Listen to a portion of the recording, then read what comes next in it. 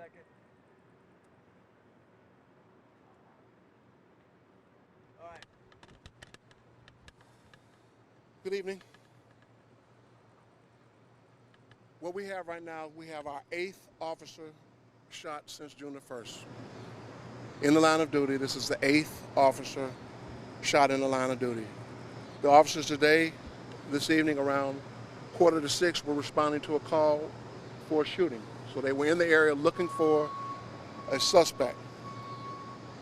While there on the scene, they hear shots, and our first officer, who's very critically injured, and when I say very critically injured, he's very critically injured. He was shot. He has a head wound, and that officer is down. As our brave officers were trying to get him secured, other officers responded to the scene, and another one of our officers is shot in the leg. Both at area hospitals, and doctors are working feverishly to assist them. But again, this is our 8th officer shot in the line of duty, trying to do their jobs. That's all they're trying to do, and they're suffering under gunfire. As the investigation unfolded, we learned that the person we believe who is a suspect ordered a couple out of their home and is holed up in that home now. This is all in the area of Hartford and Grand. Our hostage negotiation team is negotiating with that individual. So that's what we understand. What we understand right now is that, as we know, that our officers responded over there for a shooting call. They were looking for a victim. While in the area searching for a victim, the officers came under gunfire. One of our officers is very critically wounded. He does have a head wound. The other officer has a leg wound. Both officers are around 29 years old. The most critically injured officer has 3.5 years on. The least critically injured officer has just under a year on. Our officers have been going through a lot this summer, as you know.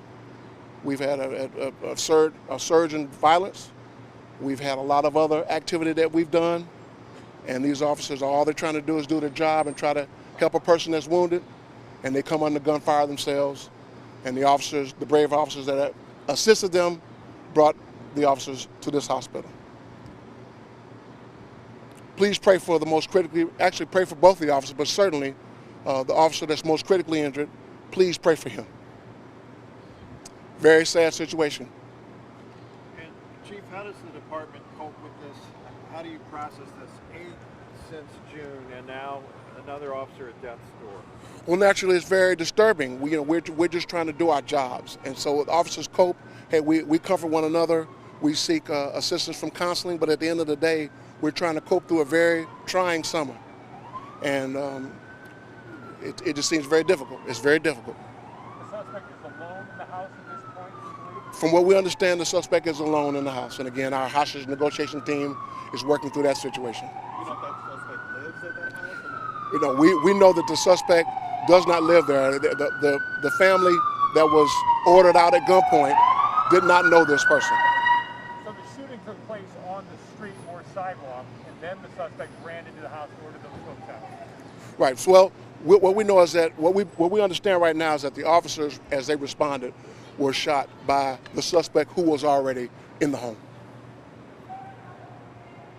Thank you. Thank you very much. Thank you.